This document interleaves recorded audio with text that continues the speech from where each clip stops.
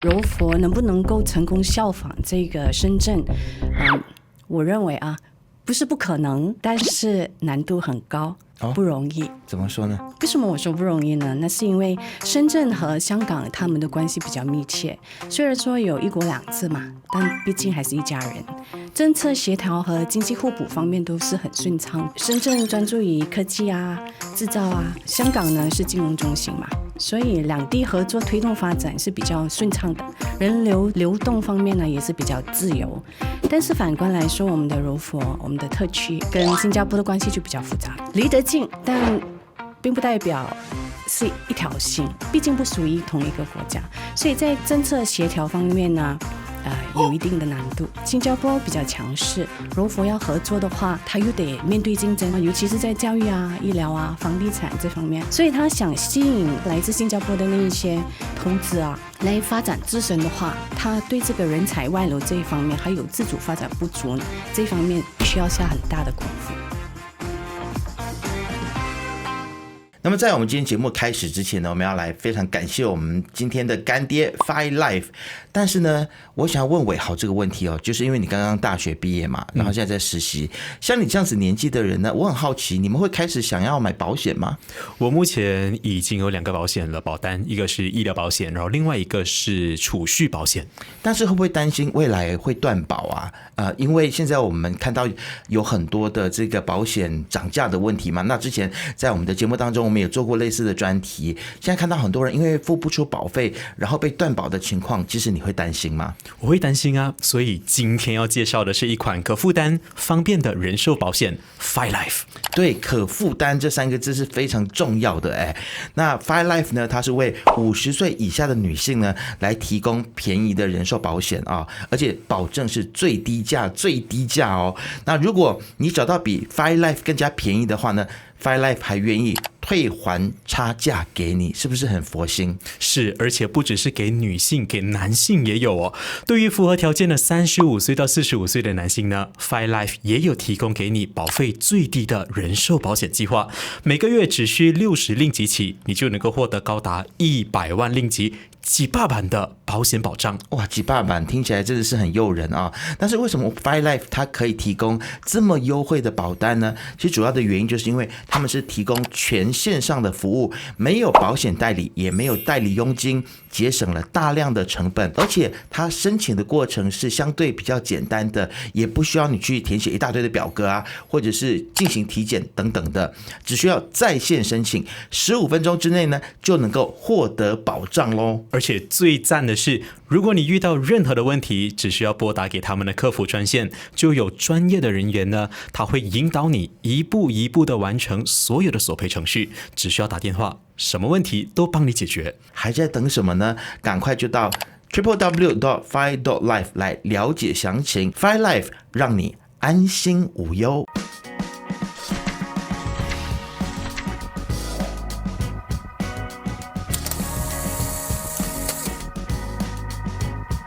柔州政府有计划将新山打造成第2个深圳，而伊斯干达经济特区可能是我国历史上最具争议的发展计划之一。尽管柔佛仍有大片未开发土地，不仅进行大规模的填海工程，还建设了大量高端私人公寓。自2006年成立以来，伊斯干达经济特区的累计投资已经达到了4131亿令吉，其中的70%，也就是2914亿令吉已经落实。柔新经济特区是否真的能够提高本地员工的生活水平和收入？那经济发展虽然能够提升生活水平，但也可能导致物价上涨。柔佛的民众是否真的能够适应这一种变化？我们欢迎 Erica 资本首席投资官庄清秀讨论柔佛伊斯干达特区是否真的能够实现经济的2次起飞，还是需要进一步观察。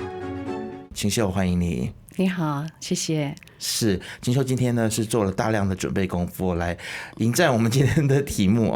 欢迎你来到我们财经拷问那么其实第一大问题，其实我是蛮好奇，想要问的就是说，这个柔佛的伊斯干达特区呢，它被视为仿效中国深圳的一个例子嘛啊？你认为这两个区域的这个实际结构真的是相同吗？就是深圳跟中国内地的这样子的一个关系，还有我们新山跟新加坡之间这样子的一个关系，其实真的能够来效仿，或者说我们能够这样子来类比吗？这两个地方对我来说，某种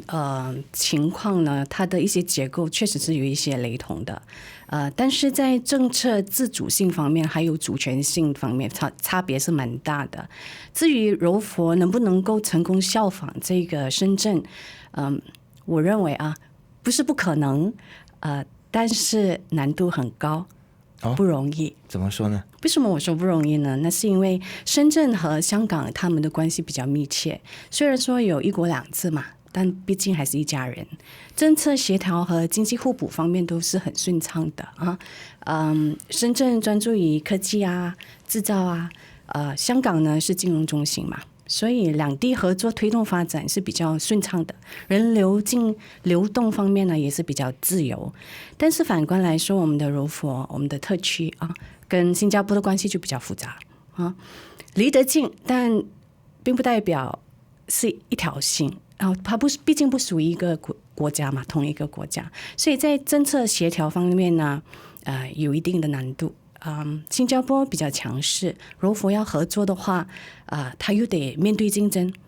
尤其是在教育医疗房地产这方面所以他想吸引来自新加坡的那一些投资来发展自身的话，他对这个人才外流这一方面，还有自主发展不足这一方面，必须要下很大的功夫。挑战非常大。总体的来说吧，深圳和香港他们发展方向是一致的。我觉得刚刚你说的提到一个很重要的点，就是说柔佛不需要成为第二个深圳，它可以成为另外一个属于我们自己的一个经济模式，发展的一个经济模式。我们不需要完全复制深圳的那个模式，只要说能够吸取说深圳它的发展经验来完善自身的话，方向正确方法得当的话，再加上政治的意愿还有那个很超强的执行力，那么只是实现一小部分的成功，我觉得未来的发展潜力也是非常惊人的。所以你看那个深圳，它发展40多年嘛它的 GDP 增长是近10000倍的这是非常惊人的。在1980年那个 GDP 才是2.7个亿嘛人民币，人均也才800多块人民币。但是到2023年呢，它的 GDP 已经到达了5万亿人民币，已经超过整个马来西亚的总和了。甚至是18%吧，超过18%左右。所以呢，它的人均 GDP 也是已经来到了20万元人民币马来西亚它已经是 double 了。所以呢，到20世纪到90年代，其实深圳的发展不是一帆风顺的。到90年代的时候，他们才开始向那个高新技术产业转型大力发展电子石化那些。所以到现在为止，大概有60%的世界500强的企业已经在这个深圳落户。所以呢，柔佛经济特区的发展，其实不仅仅依赖政府的支持，需要很强大的私人界政府一起来执行。市场环境非常重要，还有吸引人才，还有投资的能力也是非常重要的。是，其实我觉得中国非常强的一个地方，就是他们在要发展一个地方的时候呢，他会去看到说它的主题是什么，它到底要发展的方向，以及这个地方本身的优势是什么。那么其实我们马来西亚呢，本来就有土地的优势、天然资源的优势，但是就让我们大家想不明白的就是为什么当初还要去填海来造岛，然后来盖房子而且因为其实我相信新山的这个人口的数量结构跟深圳跟中国也都是不太一样的，所以要盖这么多房子，到底要有谁来住呢？所以这个就是回到一个问题，就是我们看到了现在在伊斯干达特区的这个森林城市它究竟是这个伊斯干达特区它未来发展的一个助力，还是一个阻力？现在大家都在讨论说要怎么样解决。因为国际的媒体有报道说这个地方是一个鬼城嘛虽然我自己也不是很认同鬼城这样子的说法，但是大家对它的印象现在是蛮负面的，所以我相信政府也好，或者是私人界也好，要发展这个区域，肯定是要去解决森林城市的问题。那你在这个问题上面，其实你觉得未来它会走向一个什么样子的方向呢？我也同意鬼城这两个字是否恰当哈？其实它还没有完成真正发展起来，就已经被人称作为鬼城嘛。那其实呢，最近我们有看到，就是一些中国的 YouTuber 其实来到了森林城市的这个地方来做一些报道。那我从中看到的点就是说，其实还没那么差。其实还白天不算是鬼城，其实还蛮亮，它的那个维修方面也还好。然后最近呢有一个新闻嘛，就是那个韩国的那个 GG56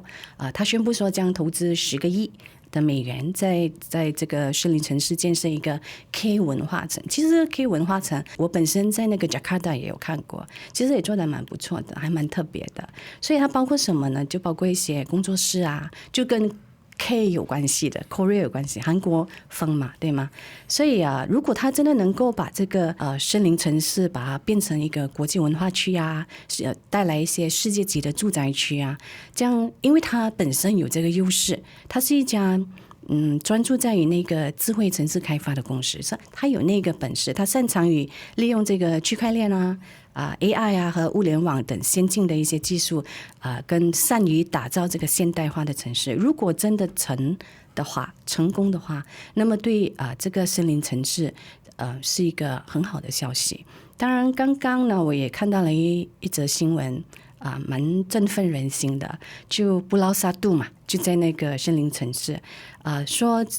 一开售就1个小时里面88%的那个商业单位已经被卖完了。所以说慢慢的那个就是那个 confidence 信心回来了嘛。如果真的信心回来了的话，那个接下来的那一些业务经济发展都会跟着回来的。所以最重要的就是信心这2个字。所以可是我们要注意的一点就是那个办公室供过于求还是存在的。像这个森林城市的那个商业办公要复苏的话，可能需要一点时间。像你说的那个人流嘛，对。那如果他真的能够像深圳这样子吸引成千上万的人来的话，那么这个森林城市的那个2.8万个空间没问题，是吧？问题是它能不能走向这个成功，能够真正落实到实处。我觉得它需要出台更有力的政策，跟比较创新的手段来吸引外资和企业来入驻这个地方。所以说如果要像深圳那样40年来它从五湖四海吸引了成千上万的人才和企业来到那个地方创业和工作的话，这样我觉得是有可能回来的。因为我们看到说像是深圳它的发展之所以会这么快速，也是因为它的基础建设也是发展的非常的快速你看到包括了像是我们看到北京直通香港的这条高铁，它其实也算是打通了深圳的任督二脉，它可以引流更多的人口进来。那其实我们看到相同的情况，就是现在马新捷运我相信它其实也可以让每一天大约有35万人往返新加坡跟新山工作这样其实你认为它是不是能够帮助，比如说我们说柔佛的这个房地产的市场不只是我们马来西亚人，可能以后新加坡人他都想说，有了这个捷运之后，那我可以白天生活在新加坡，晚上我就住在新山，这个会不会带动柔佛的房地产市场呢？对啊，我的答案是肯定的。因为我曾经住在这个新山嘛，所以我蛮了解那边人的工作，还有他们的作息，他们的生活的一些情况这个 RTS 呢，它肯定对那个交通疏解这个交通压力是肯定是有作用的。在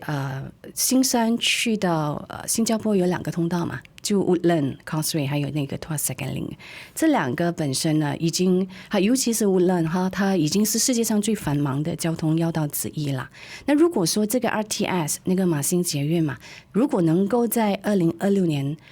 完成的话，那么接下来它在高峰期每小时能够运送的乘客大概是1万人民左右，那么它每天呢预计会有4万人来使用，这样就大大的排除了那个排队交通拥堵的情况。所以呢，肯定对那些往返新加坡的那些35万人能够提供更便捷的通勤选择啦。再来就是说，其实要他们每天来往的话，我觉得也是可能的，因为那个 RTS 在柔佛的 Bukit Chaga， 它是直接连接很多那个巴士很多个线路，还有 KTM Intercity Line 对吗？从新加坡那个 Woodland 去到那个 Thomson East Coast 的 MRT Line 也才20分钟这样从新山到新加坡市中心通勤的话，它的时间是大大的缩短的。所以这种便利性的话，肯定可以吸引很多居住在新加坡的马来西亚公民甚至是新加坡的公民，他也可能会考虑在新山职业或者是住房这样子，这样肯定能够推动那个产业的发展还有除了对市场房地产的复苏提供了一些新的机遇当然老百姓的生活质量应该要提高。是，包括那你刚刚也有提到说，像是 commercial 特别是商业的这些房地产呢，现在还是供过于求嘛。然后虽然现在感觉上政府在推动比如说交通设施、住房设施等等那也给大家一些比较宏观的一些的前景，但是似乎现在我们看到说，在当地的这个房地产的表现，好像还是平平无奇的，没有什么起色，是大家还是有一点点预期的心态在那边，可能会担心说，是不是又是一次的狼来了，还是说有其他的原因呢？其实我们的研究团队根据那个 Knight Frank 的最新数据进行了一些分析，得出的结论是说，其实其他类型的地产已经有了明显和积极的变化比如说近来那个柔佛的工业和住宅地产，它的需求和价格都在缓缓的上涨尤其是在住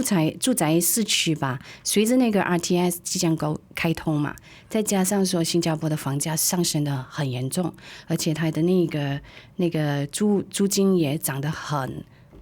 严重，很高，很多人都在 complain 了，所以越来越多的新加坡人呢，他们可能就会想办法把这个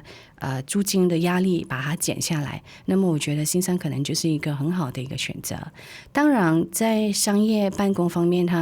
它的表现确实不是如预期那么样，因为毕竟供过于求嘛，所以呢这个还是需要一点时间的不过呢，零售物业方面呢，已经开始在复苏了，酒店入住率也不断的上升。上一次我回新山的时候，订不到房，而且很贵，所以这也告诉我们说，整体的一个经济状况已经在好转那么是因为什么呢？可能就是我们今天要探讨的一些话题啦。所以其中有一个就是新加坡的制造业，还有它的数据中心由因为土地和资源的一些限制，现在正在向柔佛转移了，这也是为了当地的那个工业地产带来新的机遇。总的来说呢，尽管市场上可能还会有一些观望的情绪，正常嘛，对吗？毕竟摔倒了一次，要爬起来没那么容易但是柔佛的房地产呢，尤其是住宅和工业领域那一方面，肯定已经是在逐步回来了，前景还是不错的。但是我还是要强调的，但是就是我们必须要保持谨慎。过度的乐观呢，可能会导致过度的开发，推出过多的房产，然后呢，再次引发过于求的局面。所以我们还是必须要很密切的关注市场防止这个过度建设的情况再度发生。确实我身边有一些本来来自新山的朋友，他们最近在讨论说要回去发展特别有一些人已经决定要回去发展，已经搬回去新山因为也听到说新加坡有很多的国际企业本来是在新加坡，总部设在新加坡，但现在他们要将总部设在马来西亚，吉隆坡跟新山都是这些国际企业的首选的地方那么其实面对这样子的一个情况呢，其实你觉得新加坡政府它是乐见企业移到柔佛吗？还是希望说透过这样子的迁移来进一步优化新加坡境内的一些经济结构呢？那你觉得这样的情况，就是对于新加坡或是对于马来西亚来说，其其实是两边都可以是一个 win-win situation 双赢的局面，还是说只是会对一方比较好？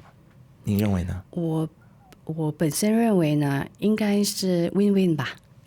所以我认为新加坡政府其实对企业迁移一部分吧，不能说所有吧，一部分的企业迁移到柔佛是持开放的那种态度的。实际上呢，为什么呢？是因为它能够帮助新加坡更进一步的去优化它的经济结构通过一些低附加值的那个行业把它转移到柔佛，然后新加坡呢能够更专注于比较高附加值的领域，比如说高科技生物科技还有金融服务业等等。所以呢，在这方面呢，它能够缓解资源和有它的成本的压力，也能够巩固新加坡在那个全球高端产业中的一些领先的地位。至于是马来西亚获利比较多还是新加坡获利比较多，它要看具体的情况。新加坡本身好像你带出来的，就是它其实要优化它的经济结构，来保持它的优势。那柔佛呢，它需要经济增长呀，它需要有人回来住把这个森林城市给它带火嘛，所以就业机会很重要。还有基础设施方面、新能源投资方面，它能够得到一些直接的好处，所以这两个国家都能够从中获益，只是收益的方式和领域不同。当然，除了经济层面，我觉得新加坡另外一个更加要注意的就是重点就是社会问题吧，比如说老龄化的社会还有一些生活成本上升的一些挑战，他们需要把更多的资源呢引导去更合适的领域实现它更优，不只是经济还有在社会上的一些结构。所以对于柔佛来说呢，从长远看，我们不能够永远保持原地嘛，就我们必须要提升产业链的附加值，实现更可持续的发展。就像深圳那个经验一样，刚刚我们有提到嘛，前20年其实也还蛮波折的他们之后才发现说，原来低附加值的工业其实是不长久的，他们必须要把这个产业链提升，所以他就出台了很多相关的政策，开始专注于高科技产业。所以那时候华为腾讯BYD 等等的企业，就是在那接下来的20年迅速崛起的。所以柔佛不能够满足于短期和直接的利益，当然现在我们直接收获，但是还是要放眼未来20年的可持续发展。我相信一个地方的发展呢，人才是非常的重要我们马来西亚过去这些年呢，我们这个人才外流的问题是蛮严重的那你觉得说，其实在新山或者在柔佛设立这样子的一个经济特区，它能够吸引人才回流到柔佛州吗？虽然我有一些朋友像我刚才讲的，他们是有意愿要回去但是我觉得这个人才的吸引，它就像您刚才所说的它肯定也是一个长期的规划，就像整体的经济的规划一样，它都是一个长期的一个斗争那么另外就是相比较新山，很多企业它可能又比较想要在吉隆坡来设立公司因为吉隆坡的人才还有技术更加的集中，所以你怎么看呢？就是说现在可能谈到的就是有一点点是吉隆坡跟柔佛在竞争人才这件事情，你会怎么样子去看待柔佛经济特区它吸引人才的能力？要解决这个人才外流的问题其实要先了解背后的一些关键原因吧。新加坡我们很难跟他比，他的薪资方面，他的水平太高了，他的月薪的中位数大概是4500新币而我们大概是3000多左右马币，所以这巨大的薪资差距呢，肯定是导致这个人才外流的一个重要的原因之一。当然还有就是新加坡它作为全球的金融科技生物科技等那种领先行业的一个中心，有88%的那个全球500强都在那里设点，是吧？所以很多人可能会过去新加坡，就是为了丰富他的职业的一些发展机会，然后再加上新加坡是有一流的医疗，还有它的教育体系，还有犯罪率也蛮低的，所以这些种种的因素也是吸引人才过去的很大的一个因素吧那要吸引人才回流柔佛呢，当然经济特区必须要拥有以上我们刚刚谈的一些吸引力。如果能够吸引到高薪的一些跨国公司，并提供一些优质的医疗啊、教育啊，还有生活环境的话，那么它就可能够吸引人才进到柔佛区来。那么要吸引他们回流呢，也需要很大的工作不过呢现在好像我们现在还是在吉隆坡嘛，为什么我们没有选择新加坡？新加坡可以给我们更高的薪资，还有种种其他的因素我们要考量的。现在进入新加坡工作已经不像过去那么容易了。那时候20多年前我在新山 KPMG， 每个月都有一个同事跳过去新加坡，然后我们就在那边看什么时候轮到我们？我还没过去啊，到现在了，20多年来30年了，我也没过去。所以它还是马来西亚吉隆坡也好，新山也好，它有它的优势。所以随着那个新加坡的移民政策，它已经开始收紧了，它已经把那个低成本的那个劳工已经转去那种高技能劳动力的需求了，所以还有一些他要考量一些社会结构的问题嘛。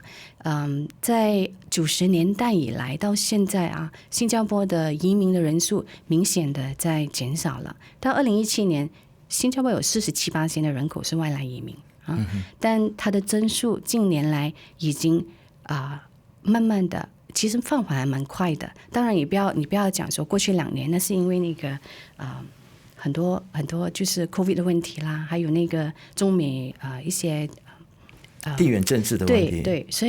以它不能够代表它整体的一个趋势。我们看到的趋势就是这个移民的速度已经放缓所以这个情况呢，对马来西亚尤其是柔佛来讲，面对这个人才流失的问题是大大减少的。那至于吉隆坡，我认为吉隆坡作为马来西亚的金融中心，确实是在人才还有技术资源上有一定的优势。然而柔佛比较靠近新加坡嘛具备独特的一些地理的优势再加上发展的那个经济特区也为那个企业提供不少的吸引力啦。所以我觉得柔佛和吉隆坡各有优势，关键是在于如何利用这个优势来吸引不同类型的企业落户。那么其实我们也看到新闻说柔佛州已经成为我国最大的数据中心市场现在呢拥有大约13个数据中心的设施总面积是超过了165万平方英尺，那么还有4个还在建筑当中那么由于靠近新加坡，然后它的成本也是比较低，所以这个柔佛南部的这个数据中心呢正在快速的发展那么研究显示呢，柔佛的数据中心的运行容量呢将会超越大吉隆坡那么其实你自己个人对于这个数据中心的未来的前景有什么样子的看法？对于某些数据来看的话，其实柔佛的数据中心已经超越了，或者是近超越吧应该这么说。其实在不同的数据它有呈现不同的一个 ranking， 对吧？全球数据中心行业正在迅速的扩展主要是受到那个数字化云计算高频计算之类的 5G 网络物联网还有本地的一些数据存储的一些法规推动人工智能技术的兴起比如说 ChatGPT 我们的 AI 手机AI 电脑进一步它会对超大规模数据中心的需求它的需求量是非常的大的随着 AI 应用的那些增加嘛，刚刚我们提到的那个数据生成量也在不断的增长，所以对那个数据中心的需求肯定不言而喻了那最近我不知道有没有看到那个很火的话题，就是那个黑神话悟空你是玩家吗？我不是，但是我现在在 YouTube 每天都看到大家在讨论这件事情。对，我也不是玩家不过呢我就花了2天的时间就在看他们玩家怎么打 boss， 对很好玩，其实看到很好玩，很漂亮，整个画面都很漂亮。其实这一款是首款中国 3A 的游戏所以才会吸引很多人关注嘛，吸引全球的玩家关注。有一度就在有300万玩家同时上线玩这个游戏，它推出了过后，短短几天的时间已经卖了1200万套。现在我觉得这个数据已经还在增加。然后那个华强北也带动了他们的生意量，因为他们要 upgrade 要去买这个加强他们的那个 PC 的那个处理能力。所以说这个 GPU 的技术还有这个庞大的数据需求的话，要确保这个高质量的游戏体验，这个是数据中心的要求是肯定的。那么我们预期随着那个黑神话悟空它的横空出世嘛，它的成功推出，会有更多3A 游戏陆续的推出。你知道这个悟空他们花了大概3-4个亿人民币来做这个，以前是很少人敢这样子投的这样既然那个悟空已经成功推出的话，那么它将会对接下来的数据中心的一些前景有一个非常积极的信号。就需要更多的数据来支撑嘛，那个容量来支撑。所以如佛在这个数据中心领域它的崛起主要得益于它靠近新加坡，其实是取于它的地理优势，还有那个海底电缆连接还有比较低的运营成本，当然还有政府的支持当然对那个 Baxtel 他的报道就是说柔佛目前已经成为亚太地区第9大的数据中心市场了。就刚刚你说的那一些嘛，还有4个在建，还有很多还在来着的路上那还有那个 AWS 它要投资多少个亿还有 GDS 要投资100个亿这个都是很正面的一个消息。当然它这样子下去的话，那它的前景在柔佛数据中心这个行业，它的前景是非常光明的。到2035年数据中心的电力需求从2023年的635个 megawatt 会增长到5000 megawatt， 所以这个也能够带动其他的行业。所以我本身呢对这个数据中心的这个story 还是感到比较振奋人心的。既然前景如此看好我们接下来要讨论的就是关于马新高铁这个我相信新加坡政府他可能对马新高铁的这个渴望比马来西亚政府来的高更多了当然我不是说马来西亚政府没有这个意愿，但是我们看到政府的态度现在是说依赖企业自行决定是否参与来建设政府的角色感觉上还是比较被动一些。你自己怎么看呢？其实我们真的有需要马新高铁吗？我如果说同意的话，可能很多人会不同意我的同意的看法。其实政府其实意愿是蛮强的，但基于那个预算非常紧张嘛，所以也没有办法，需要民间一些企业的合作。当然还有一些方法可以来执行的。但是虽然预算紧张，但是还是必须要好好的规划和实施嘛，因为它毕竟需要很长的时间。从中我们可以看到深圳的这个例子深圳它从它的特区从1980年启动嘛，花了20年过后，它的那个第一条的那个高铁才出来，所以它是花了20年之后才开始建设的。当然除了在预算紧张方面，在马来西亚如果我们要做这个高铁吉隆坡到新加坡的那个 HSR 的话，那个它需要顾及公众的意愿还是一个非常大的挑战的。为什么呢？其实还有很多人有反对的声音，因为他们只看到高铁建设的一个成本，其实他忽略了很多长期的经济效益是无法在这个时候来估量的。高铁不仅能够大大缩短吉隆坡柔佛和新加坡之间往来的时间，还能够带动那个大量人员的流动，经济效益是非常可观的。例如说高铁把吉隆坡到柔佛的旅行的时间缩短到大概90分钟嘛，现在需要4到5个小时左右。那它能够大大的缩短和提升人员和这个货物流动的一个效率让大家节省大量的时间成本可以把这些节省下来的时间用于更具生产性的活动，从而推动整个经济的那种发展。不要看那个几个小时的节省，它其实是可以做很多事情的。时间就是金钱嘛。对对，那其实除了高铁以外，我觉得政府还需要考虑一个东西，就是柔佛需要建设更多的基础设施。我最近回去好堵哦，那个整个我说怎么经济那么好吗？为什么堵在这个从丹波去那个新山要整个小时，所以太堵了。所以我觉得可以考虑的就是 LRT 嘛，也其实现在 LRT 也是在策划中的，这样子呢，它能够进一步的推动那个区域的发展，又在接近我们要效仿深圳的话，就要模仿它的成功经验哈，它是很多的经验是值得借鉴的，就比如说深圳地铁呢，从2004年它只有2条线路。总长也才21.8公里，到2023年呢，它已经拓展到16条线路总长是550公里。所以在从20公里到550公里之间，它需要多少的人力、物力、时间去策划、去执行，它能够带动多少的那种经济效益？其实这个东西是无法现在来估量的。所以这种大规模的基础设施建设，它能够大大的推动那个整体的经济增长和城市的发展所以柔佛呢，应该也可以通过类似这样子的投资实现更快的发展当然这个要和政策措施还有人力执行力还有很多东西要一起配合实施，缺一不可。是。